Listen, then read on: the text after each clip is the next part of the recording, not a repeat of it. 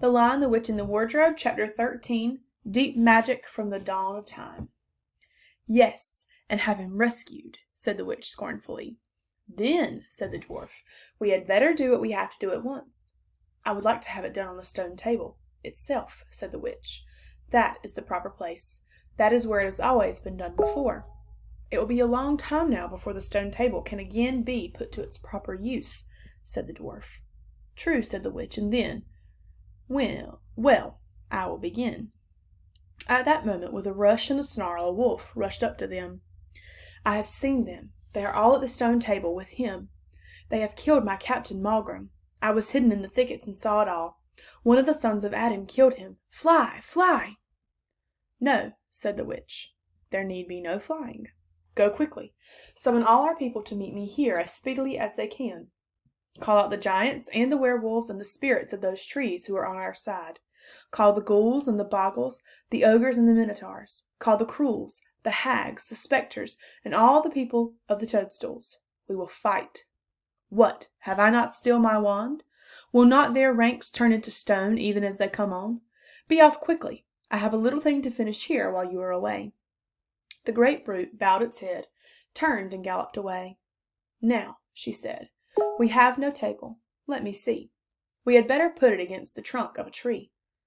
Edmund found himself being roughly forced to his feet. Then the dwarf set him with his back against a tree and bound him fast. He saw the witch take off her outer mantle. Her arms were bare underneath it and terribly white. Because they were so very white, he could see them, but he could not see much else. It was so dark in this valley under the dark trees. Prepare the victim, said the witch. And the dwarf undid Edmund's collar and folded back his shirt at the neck. Then he took Edmund's hair and pulled his head back so that he had to raise his chin. After that, Edmund heard a strange noise. Whiz, whiz, whiz. For a moment he couldn't think what it was. Then he realized. It was the sound of a knife being sharpened. At that very moment he heard loud shouts from every direction, a drumming of hoofs and a beating of wings, a scream from the witch, confusion all around him, and then he found he was being untied. Strong arms were round him, and he heard big, kind voices saying things like, "Let him down. Give him some wine. Drink this. Steady now. You'll be all right in a minute." Then he heard the voices of people who were not talking to him, but one another. And they were saying things like, "Who's got the witch? I thought you had her. I didn't see her after I knocked the knife out of her hand. I was after the dwarf. Do you mean to say she's escaped? A chap can't mind everything at once. What's that? Oh, sorry, it's an old stump." But just at this point, Edmund went off in a dead faint. Presently the centaurs and unicorns and deer and birds, they were of course the rescue party which Aslan had sent in the last chapter, all set off to go back to the stone table, carrying Edmund with them. But if they could have seen what happened in that valley after they had gone, I think they might have been surprised. It was perfectly still, and presently the moon grew bright. If you had been there, you would have seen the moonlight shining on an old tree stump and on a fair-sized boulder. But if you had gone on looking, you would gradually have begun to think there was something odd about both the stump and the boulder. And next, you would have thought that the stump did look really remarkably like a little fat man crouching on the ground. And if you had watched long enough, you would have seen the stump walk across to the boulder, and the boulder sit up and begin talking to the stump. For in reality, the stump and the boulder were simply the witch and the dwarf. For it was part of her magic that she could make things look like what they aren't. And she had the presence of mind to do so at the very moment when the knife was knocked out of her hand. She had kept hold of her wand, so it had been kept safe too. When the other children woke up next morning, they had been sleeping on piles of cushions in the pavilion. The first thing they heard from Miss Beaver was that their brother had been rescued and brought into camp late last night, and was at that moment with Aslan. As soon as they had breakfast, they all went out, and there they saw Aslan and Edmund walking together in the dewy grass apart from the rest of the court. There is no need to tell you, and no one overheard, what Aslan was saying, but it was a conversation which Edmund never forgot. As the others drew near, Aslan turned to meet them, bringing Edmund with him.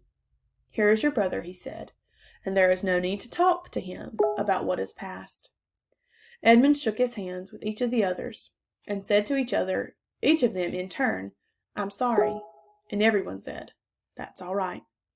And when everyone wanted very hard to say something which would make it quite clear that they were all friends with him again, something ordinary and natural, and of course no one could think of anything in the world to say. But before they had time to feel really awkward, one of the leopards approached Aslan and said, "Sire, there is a messenger from the enemy who craves audience." "Let him approach," said Aslan. The leopard went away, and soon returned leading the witch's dwarf. "What is your message, son of earth?" asked Aslan. "The Queen of Narnia and Empress of the Lone Islands desires a safe conduct to come and speak with you," said the dwarf, "on a matter which is as much to your advantage as to hers." "Queen of Narnia, indeed," said Mr. Beaver. "Of all the Peace, Beaver," said Aslan. "All names will soon be restored to their proper owners. In the meantime, we will not dispute about them. Tell your mistress, son of earth, that I grant her safe conduct on condition that she leaves her wand behind her at that great oak." This was agreed to, and two leopards went back to the dwarf to see that the conditions were properly carried out. "But supposing she turns the two leopards into stone?" whispered Lucy to Peter. I think the same idea had occurred to the leopards themselves. At any rate, as they walked off, their fur was all standing up on their backs, and their tails were bristling, like a cat's when it sees a strange dog. "It'll be all right," whispered Peter in reply. He wouldn't send them if it weren't. A few minutes later, the witch herself walked out on top of the hill and came straight across and stood before Aslan.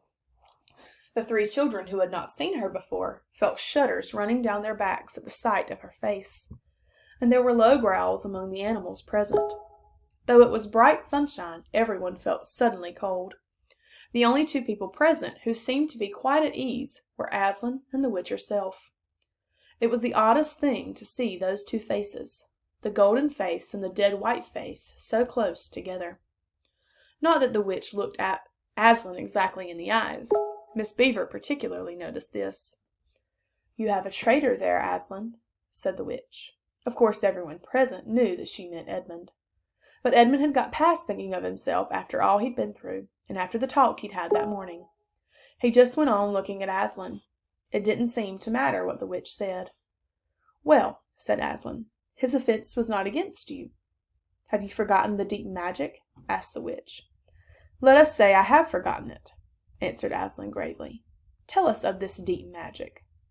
"Tell you?" said the witch, her voice growing suddenly shriller. "Tell you what is written on that very table of stone which stands beside us? Tell you what is written in letters deep as a spear, as long on the firestones on the secret hill? Tell you what is engraved on the scepter of the emperor beyond the sea? You at least know the magic which the emperor put into Narnia at the very beginning.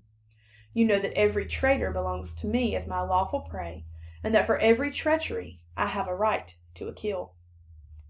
"Oh," said Mr. Beaver, "so that's how you came to imagine yourself a queen, because you were the emperor's hangman. I see." "Peace, Beaver," said Aslan with a low growl.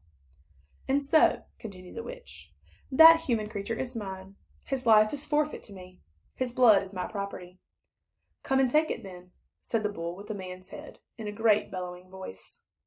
"Fool," said the witch with a savage smile that was almost a snarl. "Do you really think your master can rob me of my rights by mere force? He knows the deep magic better than that. He knows that unless I have blood, as the law says, all Narnia will be overturned and perish in fire and water." "It is very true," said Aslan. "I do not deny it." "Oh, Aslan," whispered Susan in the lion's ear, "can't we, you won't, will you? Can't we do something about the deep magic? Isn't there something that can work against it?" "Work against the emperor's magic?" said Aslan, turning to her with something like a frown on his face. And nobody ever made that suggestion to him again. Edmund was on the other side of Aslan, looking all the time at Aslan's face. He felt a choking feeling and wondered if he ought to say something, but a moment later he felt that he was not expected to do anything, to wait and do what he was told. "Fall back, all of you," said Aslan, "and I will talk to the witch alone." They all obeyed. It was a terrible time, this, waiting and wondering while the lion and witch talked earnestly together in low voices. Lucy said, "Oh, Edmund, and began to cry. Peter stood back with his back to the others, looking out at the distant sea. The beavers stood holding each other's paws with their heads bowed. The centaurs stamped uneasily with their hoofs, but everyone became perfectly still in the end, so that you noticed even small sounds, like a bumblebee flying past, or the birds in the forest down below them, or the wind rustling through the leaves. And still the talk between Aslan and the White Witch went on. At last they heard Aslan's voice. "You can all come back," he said. "I have settled the matter. She has renounced the claim on your brother's blood." And all over the hill there was a noise as if everyone had been holding their breath and had now begun breathing again, and then a murmur of talk.